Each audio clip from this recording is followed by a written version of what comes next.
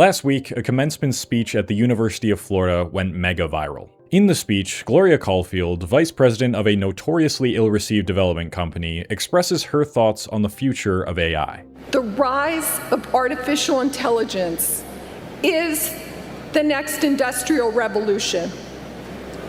Whoa.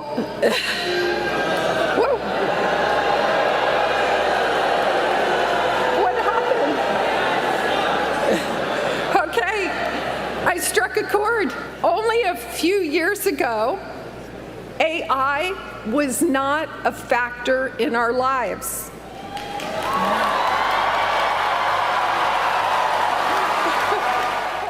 There have been few pieces of content that have given me as much hope for the future as this did. To see a chorus of graduates erupting into a symphony of boos directed at the vice president of a company who's destroying the environment, it's enough to make a grown man cry. It's extremely telling of the time we live in and the disconnect many older adults seem to have from what younger people actually value. It's no secret that Gen Z has a nihilism problem. We're constantly labeled as the most depressed, anxious, hopeless generation in history. But what if that isn't the entire story? What if Gen Z, precisely because they have lived through economic instability, social media addiction, AI disruption, and institutional distrust, is on the precipice of creating another golden age of prosperity, culture, and art? I think that commencement speech is evidence of something bigger, and to explain why, I want to talk about one of the central themes of one of my favorite stories of all time, Berserk. One of the ideas Berserk explores better than almost any story I've encountered is causality. Causality is the relationship between cause and effect where one event directly contributes to another.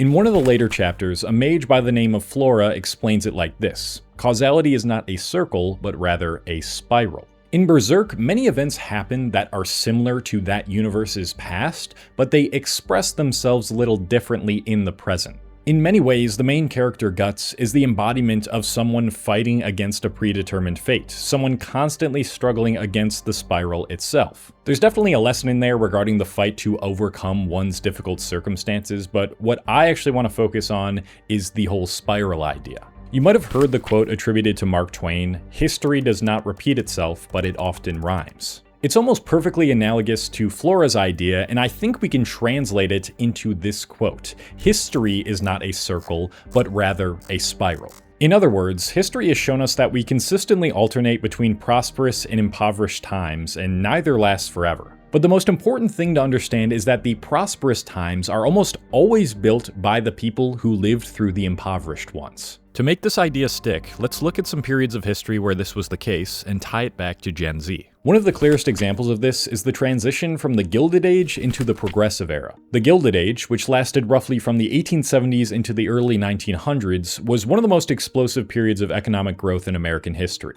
It saw a huge expansion in railroad construction, steel production, and oil empires. On paper, the country was becoming richer and more technologically advanced. But beneath all that progress was a society of average people getting juiced by monopolies, brutal labor conditions, political corruption, and extreme inequality. During the Gilded Age, wealth concentration was absurd. Thomas Piketty's historical data shows the top 10% of wealth holders owned around 80% of total wealth in 1910. Other historians debate the exact numbers, but almost no one disputes the larger reality. America's industrial boom created extraordinary wealth and accumulated that wealth into the hands of a very small class of industrialists. And what did those industrialists want? The same thing that rich people in power want today. They wanted young people to work the really cheap, awful jobs. Approximately 40% of industrial laborers in the 1880s earned below the poverty line of $500 a year. In 1890, more than 18% of children between the ages of 10 and 15 were employed in the United States. In southern textile mills, the numbers were especially grim. In 1900, 25,000 of the nearly 100,000 textile workers in the South were children under 16. That's the part of the Gilded Age people often sanitize. We remember all these great inventions and the captains of their industry like J.P. Morgan or Andrew Carnegie, but behind all that wealth that was concentrated to a small few were children and young workers quite literally being fed to the machine. But that's exactly where the spiral began to turn, because the people who came of age in that world eventually became the ones who challenged it and changed it for the better. Ida Tarbell is one of the best examples of this. She was born in 1857 and grew up in Pennsylvania oil country. Her father worked in the oil business and suffered under the tactics of Standard Oil. Decades later, Tarbell turned that personal history into one of the most important pieces of investigative journalism in American history, the history of the Standard Oil Company. Her reporting exposed Rockefeller's business practices and helped build public pressure against monopoly power. The same pattern appears with Jane Addams, born in 1860, who later co-founded Hull House in Chicago in 1889, which I've discussed in a previous video. The Hull House provided childcare, education, cultural training, and practical support for immigrant and working-class communities. Addams became one of the central figures of progressive-era reform, advocating for social welfare, labor protections, women's suffrage, and peace. And then there was Theodore Roosevelt, who, despite being born into privilege, understood that the country could not survive if corporations became more powerful than the government itself. In 1904, the Supreme Court sided with Roosevelt's administration in the Northern Securities case, breaking up a railroad holding company that controlled major lines across the Northwest. And this is where we can start to see the parallels with today. The Gilded Age was a period where new technology and new industries created new forms of wealth, like railroads, oil, and steel, faster than society could morally process them. And today, we have algorithms, artificial intelligence, social media platforms, data harvesting, cloud infrastructure, and tech monopolies. They were different tools, but they were in the same area of the spiral. Back then, society had to ask, how much power should railroad companies, oil companies, and factory owners have over ordinary life? Today, we're asking, how much should AI companies, social media platforms, and trillion-dollar tech firms have over culture, attention, creativity, and truth itself? And the hopeful part is that the Gilded Age did not last forever, because eventually, people like I just talked about ushered in what we now refer to as the Progressive Era. The Progressive Era brought antitrust enforcement, food and drug regulation, labor reform, muckraking journalism, settlement houses, and new ideas about what government owed to ordinary people. The frustrations of one era created the reform energy of the next. That is the spiral. And we can see the same pattern in a form not all too different in later decades with the Lost Generation. After World War I, young people were not exactly optimistic about the future. It's almost impossible to overstate the psychological devastation of that period. World War I killed an estimated 16 million people. Then, before the world could even process that trauma, the 1918 influenza pandemic swept across the globe and killed an estimated 50 million more. 1/5 of the world's population was infected. And unlike many diseases, the 1918 flu was especially brutal because it killed large numbers of otherwise healthy young adults. Now imagine being young in that moment. You grow up believing in progress, civilization, duty, patriotism, religion, and all the other grand narratives that were supposed to give life meaning.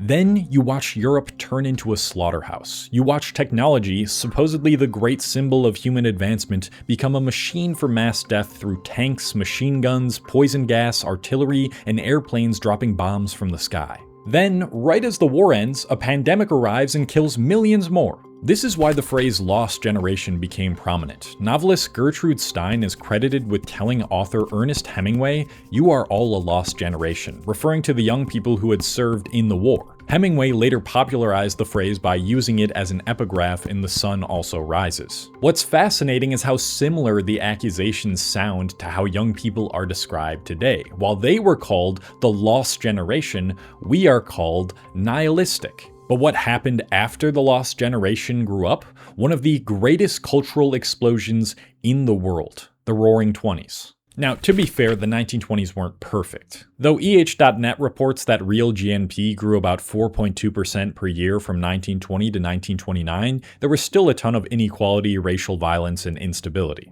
But culturally, the decade was electric. We had incredible works in literature, jazz, film, fashion, and consumer culture. This was the world of Hemingway, Fitzgerald, T.S. Eliot, Virginia Woolf, James Joyce, Langston Hughes, Zora Neale, Hurston, Duke Ellington, Louis Armstrong, and countless others. After being part of the atrocities of World War I, J.R.R. Tolkien went on to create one of the most inspiring, hopeful, impactful fantasy series of all time with The Lord of the Rings, which was a direct response to the nihilism, destruction, and despair he witnessed while deployed. These artists took the spiritual wreckage of the modern world and gave it form. They made music out of sorrow and improvisation. They questioned institutions, race, class, gender norms, and inequality. And who were all these people contributing to this cultural explosion? Like I said, the lost generation. And I think this reveals something, that sometimes nihilism, the so-called end of meaning, is the exact stage right before new meaning is created, and one might even argue a necessary stage. Yes, we do now have tons of data showing that these traits of nihilism have been rising in young people and have been steadily rising for decades. But at the same time, I've also seen a noticeable trend in the creation of Hopecore content. If you aren't familiar with it, Hopecore usually involves an inspiring message and absurdist visuals paired with glitter, nature, and serene music. Content like this plays with the short-form environment and the absurd, often hard-to-find meaning world we live in, generating something unique and hopeful among the absurdity of our times. Hopecore is the embodiment of a generation born on the internet, from the early days of exploration and experimentation to the recent era of enshittification, and an act of rebellion against the algorithm's desire to make everything sterile, monotonous, and polarizing. It implants the idea that things truly can and will get better, and we're starting to see this trend proliferate through pop culture too. One obvious case is the success of the movie Project Hail Mary. The entire movie is basically existential Hopecore. It features Ryan Gosling as a teacher-turned-astronaut who has to interact with a friendly alien from another planet in order to save Earth. I went to see it in IMAX when it came out, and it was just straight up good vibes. It was a sign of times to come, I think. There's a reason why, in an era where Hollywood and theater struggle, this movie achieved unpredictable success. It's because people are done with the cynicism and nihilism of the modern world that plagues most of the news and media, and they want more pieces of art that remind them why life is worth fighting for. And honestly, that's part of the reason why I wrote my upcoming debut novel. It's not something I've really brought up in my long-form videos, but if you've been following my short-form videos, you know that I've been writing a novel for over 500 days now, and I'm proud to say that the final manuscript is finally done and pre-orders are available. Echoes Across Infinity is about a 21-year-old named Elliot who lives in a post-pandemic world, our modern world, who endures this really tragic loss. He loses his mother, and through that loss and through the trauma, he develops the ability to see into a parallel reality. It's a story about hope in dark times, overcoming grief, and becoming a version of yourself that you can genuinely say you are proud of. I have never worked so hard on a single project in my entire life, and I genuinely believe this is a story worth reading. So if you want to pre-order the book, I wish I had a physical copy to show you, but I'll show you what the cover looks like at the very least. Shout out to my cover artist. Then you can go to the link in my description where it says pre-order my book. And yeah, I really hope that you check it out because I'm just so proud of it. But let's revisit those stats I was talking about earlier. If we look at all these graphs, the time when reports of depression, anxiety, and self-harm all shot up, they all begin around 2012, and they all paint a grim picture.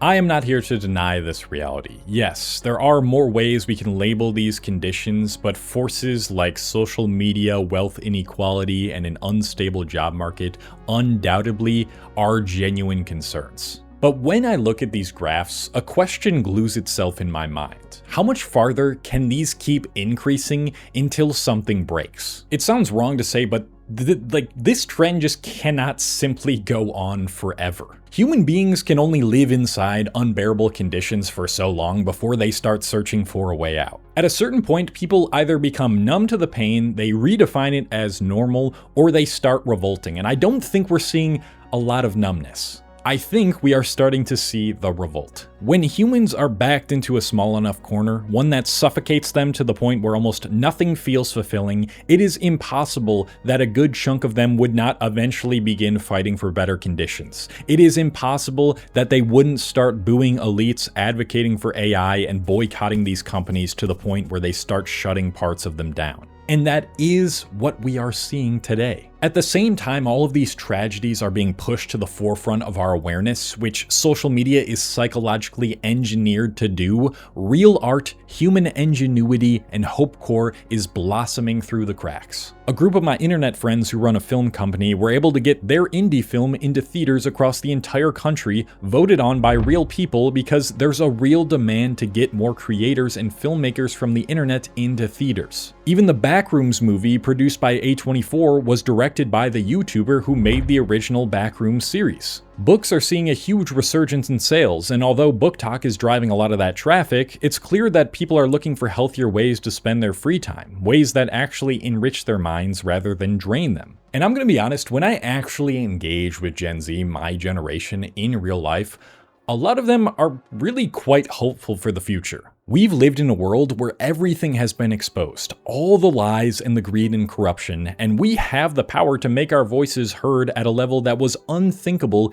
even just a few decades ago. And I believe the voices making a real difference, the ones who are promoting the change we want to see, will always be heard and acted upon more than the comments about the despair and hopelessness that's plaguing our modern world. That's where this spiral is headed. It's headed to a place where we can look back and think to ourselves, man, I'm really fucking glad that I decided to fight back against addictive algorithms, energy hoarding data centers, loneliness, employment uncertainty, and the rise of artificial intelligence, and actually pushed towards missions that brought forth this future. The indomitable human spirit will never waver. The bad never wins in the end.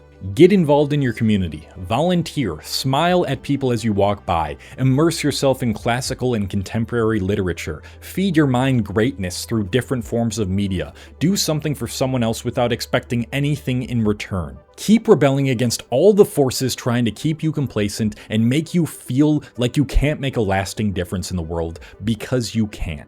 We have been here before, and we will become the cultural movers of the next decades. Let me know what you think. Let me know if you think we're doomed. Let me know if there's so much hope and greatness that's coming in the future, like I think there is, and beautiful things are coming when we realize that AI is just some hyped up fucking bullshit. Anyway, I'm going to go now, but if you want to watch another one of my videos, it'll probably be on screen, but maybe you shouldn't watch it, because the message in this video is to go do inspiring, positive things. Pre-order my book if you want to, because this is one of the only opportunities I've had to promote something of mine that I've created with my own blood, sweat, and tears that isn't tied to technology and the internet. And I really like the idea of that going forward. So pre-order it if you want to, link in the description. And I love you guys. Goodbye.